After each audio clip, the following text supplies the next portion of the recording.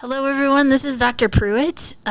Today we are going to be going over the guideline updates for 2022. It's that time of year again where we're closing out 2021 finally and looking forward to next year. And there's been some new additions and some minor changes to the guidelines from last year that I just want to take time and make sure that you're aware of. So that is the purpose of this discussion today.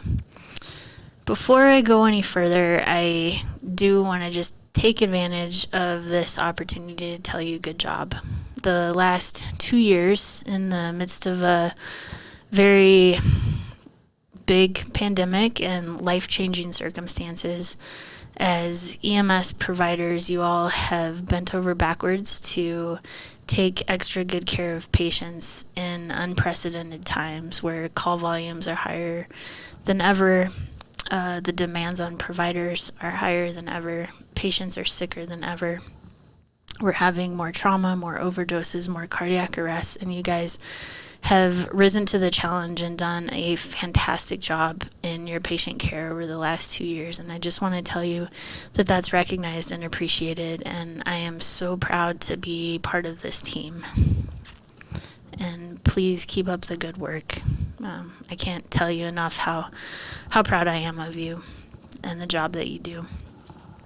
As we're looking forward to next year, there's really only one new guideline that you need to be aware of, and it is a guideline for alcohol withdrawal. And the intent of this guideline is just much like we did with the Behavioral Severity Index. It's to give you a scoring system based on your interaction with the patient to help you guide how much medication is needed or how much medication you should give.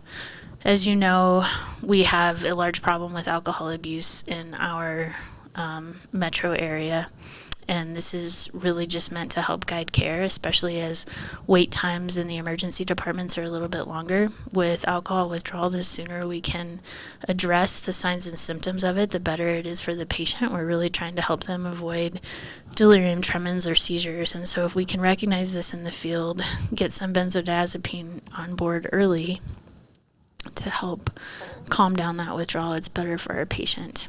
And so the score that we've chosen to use is one that's familiar to hospital providers, but not necessarily familiar in the pre-hospital environment. It's called the CEWA score, and it's a clinical score that you can ask your patient. It's fairly subjective. You ask them how they're feeling, how anxious they're feeling. Looks for things like headaches, tremors, hallucinations, and you, at the end of your interrogation, basically, with the guided questions, you come up with a score, and that helps you determine how much benzodiazepine is needed to treat their symptoms. Hopefully you guys find this tool helpful. There will be a separate training on alcohol withdrawal and exactly how to use the CEWA score. But real quickly, I'll just review some of the highlights here.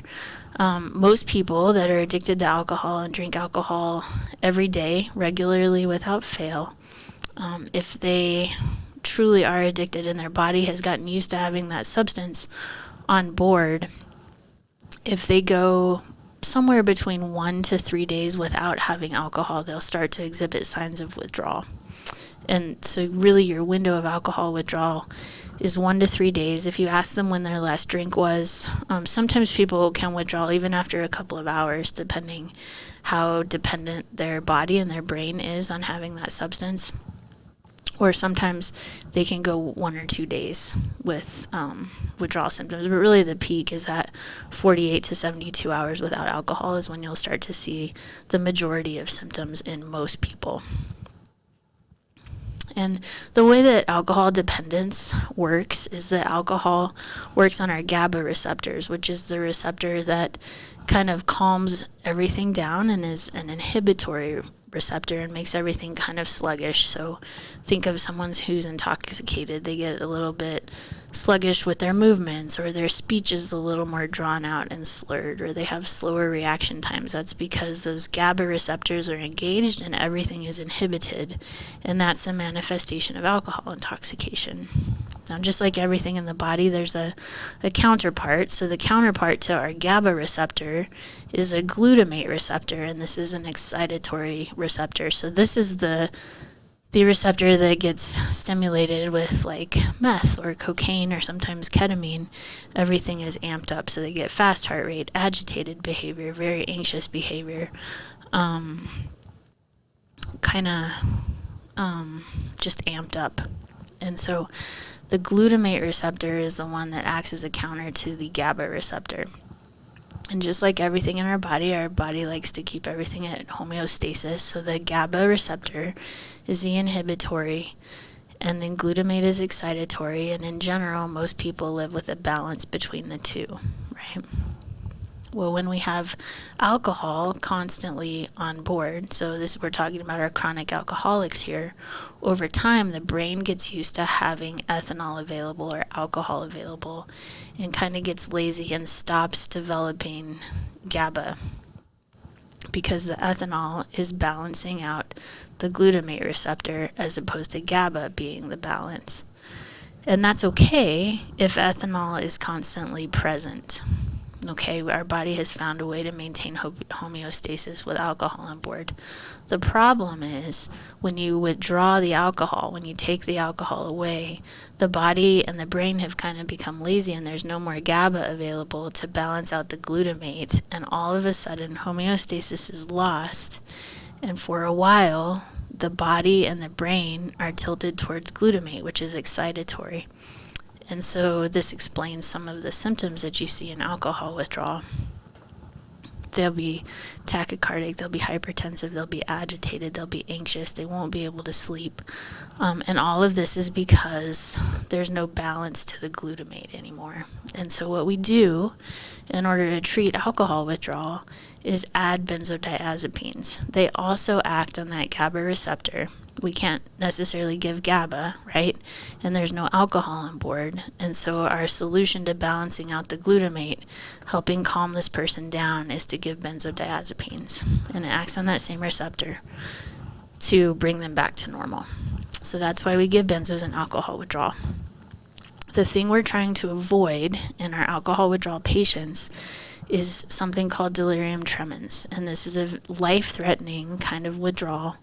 It's got up to a 30% mortality if we don't recognize it and don't treat it early. And these are your patients who are addicted to alcohol that will be manifesting seizures, hallucination. Formication is the word for when people see or feel things on their skin and start picking at their skin that may not necessarily be there. Sometimes they can be febrile. They'll usually be very tachycardic, very agitated, and hypertensive. The thing that really is most concerning is when they start to seize. So we want to treat those as early as possible. Things we need to know about alcohol withdrawal. This scale that we've given you is really just to help you decide how much benzodiazepine to use and how badly this patient might be withdrawing.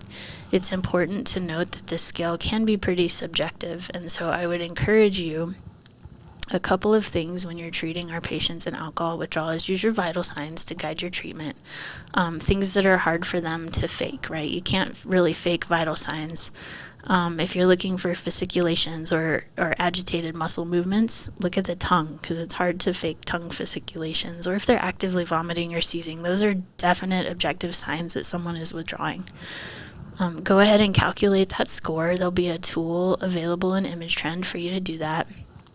And then whatever score you come up with, look at the associated doses for your benzos. It's always okay, and I think it's always a sign of wisdom to start with a little bit of a lower dose on the low end, and then if you need to, you can always give more, right? But if you give too much and you give the max dose first, you can't really take it back. So always, with any benzo administration, be ready to manage an airway.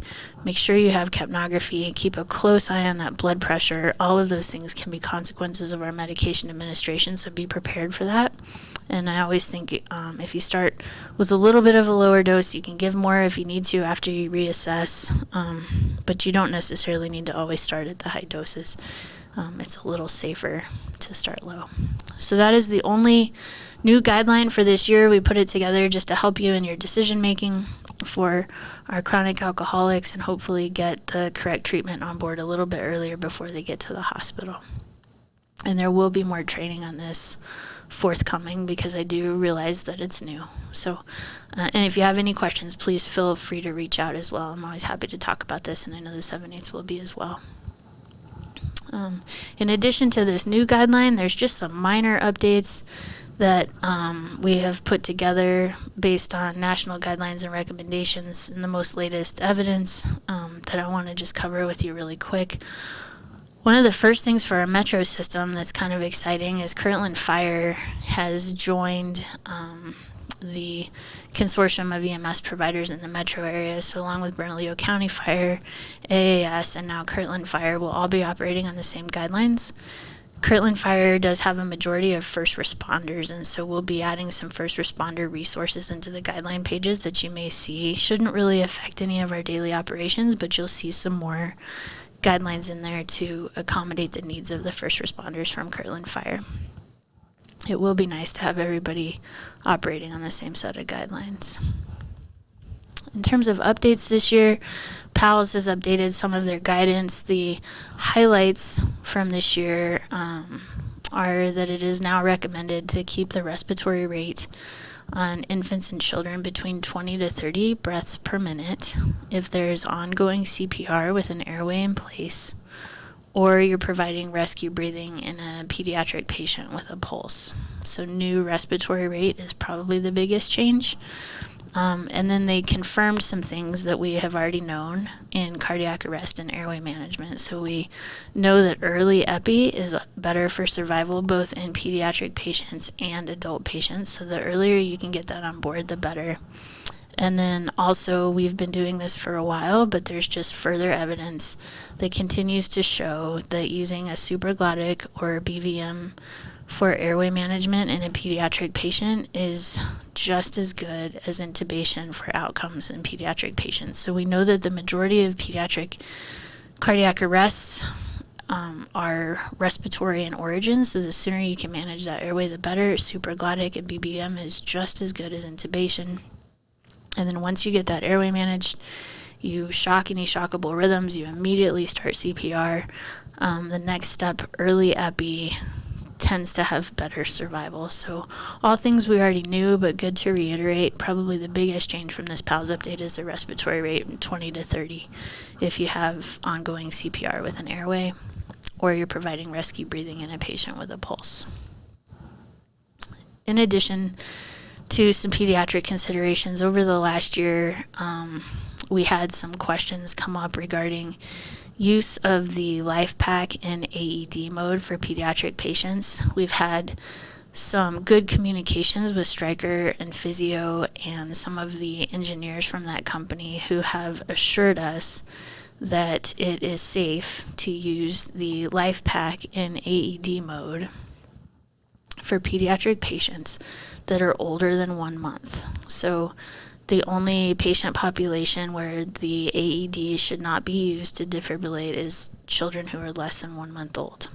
Now, it's always recommended if you have ALS on scene that weight-based dosing for defibrillation is the gold standard, and it will likely be very rare that we don't have ALS on scene with a BLS crew who can provide the weight-based dosing. But if we ever find ourselves in that circumstance, go ahead, use AED mode, put those pads on that patient as long as they're older than 1 month old.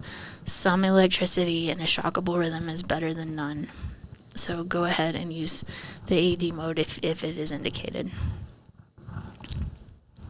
In an effort to make med calculations a little bit easier, these have been around for a little over a year now. I just wanted to reiterate that they're there for your use and hopefully helpful. The Certadose PALS medications that you can use the different colored tapes for the different doses. It should take a lot of the math out of the equation for Epi and other ACLS drugs. Please use it, get familiar with it. We'll be doing some hands-on with the Mo2 this year so you can see these devices and get comfortable with its use. Another very important about our pediatric population is that I'm sure you all are very aware that our opiate overdoses over the last 2 years are higher than they've ever been. Fentanyl has made its way to our streets. We're seeing young people overdose at record rates, and as a consequence of increased narcotic overdoses, we are seeing children who are exposed to narcotics. And the children who have been exposed to narcotics are not always presenting like adults do. They don't necessarily present with respiratory depression, obvious signs of drug paraphernalia unseen. A lot of times they're presenting with seizures that can be induced by hypoxia or altered mental status, or a child who's just not acting correctly. And we've had children in our system as young as 6 months old who have been exposed to parents who are smoking fentanyl, and the child, as a consequence of secondhand smoke, becomes overdosed and quits breathing. And so if you find yourself on a pediatric call with a child who is either unresponsive or agonally breathing or possibly seizing or just not acting right, I want to encourage you to think about Narcan. There really is no downside to giving this medication. There's hardly any side effects. It's not going to cause any problems, and it may actually solve the problem, help them breathe better, and save them an intubation and a ICU stay at the hospital. And so I would just encourage you to keep opiate overdose on your radar anytime you have a pediatric patient that you're concerned about their presentation and it doesn't totally make sense. Consider giving Narcan. And so in that vein, we have updated the PEDS dosing in the formulary just to make it a little more consistent on the opiate overdose page, as well as the formulary. So the dose is 0.1 milligrams per kilogram to a max of 2. The truth is, some of the fentanyl is taking a little bit more to actually reverse with Narcan. So if you feel like it's working and you need to give more, that's probably fine. The only patient population where Narcan is not recommended is your brand newborns. So these would be babies that we deliver in the field to moms that we know are addicted to narcotics. It is actually contraindicated to give Narcan to newborn babies who are potentially even having some respiratory distress. It's been shown to cause seizures and pulmonary edema in newborns. So do not give Narcan to newborns, but any other pediatric patient is fair game for Narcan. And then we also have, this year with the increased overdoses in our community, if your patient wakes up after an overdose and wants to refuse care, we do have the ability to leave behind Narcan with either the patient or with a family member to use in the future if needed until that person is ready to get some help for their addiction. Moving on to some other national guideline updates, the American Epilepsy Society came together last year and made some recommendations about pre-hospital treatment of seizures. They actually increased the dose of Versed. So as it stands right now, the recommended dose of Versed for true status epilepticus, so this is a patient that is either having a seizure that's lasting greater than 5 minutes or 2 back-to-back seizures without a lucid interval, they need 10 milligrams of IM Versed. And you can repeat 5 doses times 2 for a max of 20 IM, right? So you give your first 10 IM, say they don't stop seizing, give 5, still don't stop seizing, you can give another 5, so that's a total of 20. 10 milligrams of IM Versed is a pretty big dose, but that's okay for true status. I would encourage you to make sure your patient truly is in status, because we do have a fair amount of patients who have pseudo-seizures, and if you give them 10 milligrams of IM Versed, it may hit them pretty hard and suppress their respiratory drive. So IM is the preferred route. It's easier. You don't have to spend time getting an IV and making sure it works. You can just do a needle in the arm, which may be easier in an actively seizing patient anyway. Always remember, if your patient's seizing, it's very important to check the glucose. And then, like I said, once you give this large amount of Versed, just make sure you're monitoring the airway very closely, you're prepared to bag or suction if needed, and you're using capnography and doing your best to prevent hypoxia. We also had some questions come up this year about an LVAD. We reached out as medical directors to the Heart Hospital, who is the only hospital in town with cardiologists who take care of LVAD patients. There is an LVAD coordinator who has a phone number that we placed into the guidelines. So if you find yourself on scene with an LVAD patient, please call, if the family is not already, please call the coordinator phone number. They will be familiar with your patient and will be able to walk you through the device, some of the alarms, and how to proceed with your pre-hospital care. That coordinator should be your first call, probably even before you get a hold of MSEP. These coordinators are very knowledgeable in the use of the LVAD and how to troubleshoot any issues. So if the family's not already on the phone with them, if you can delegate somebody to make that phone call, it would be very helpful.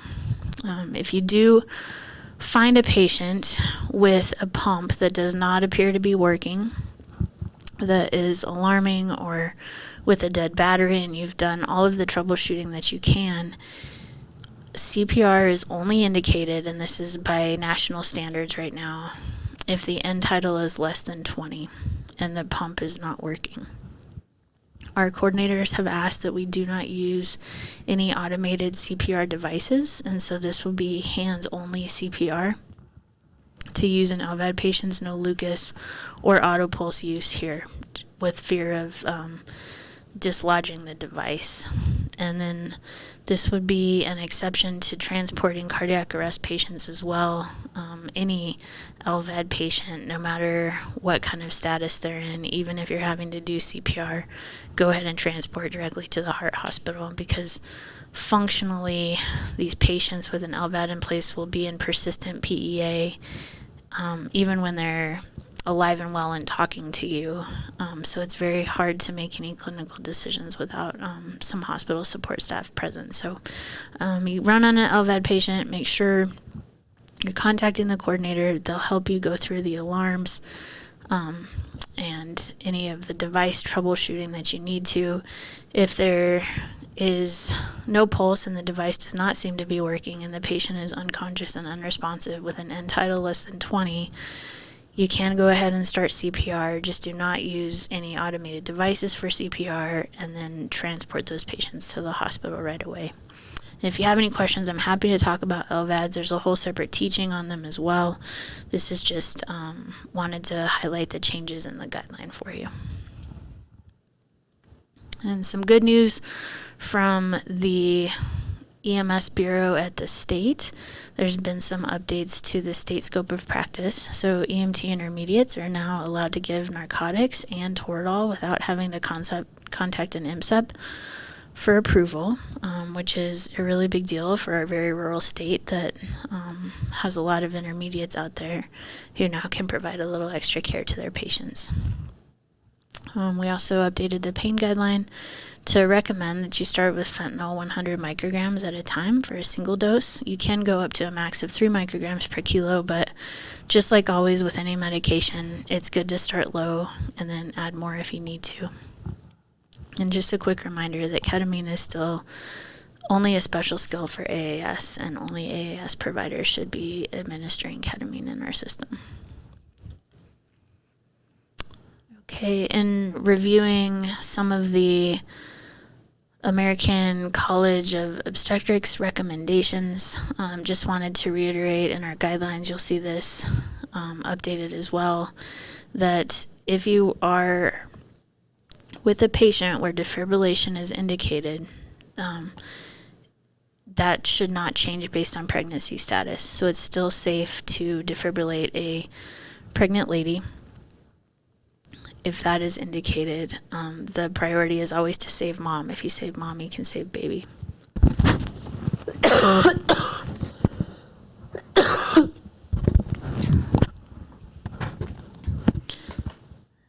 And then in continuing with our pregnant patients, synchronized cardioversion, again, if it's indicated, is safe to perform in all trimesters of pregnancy.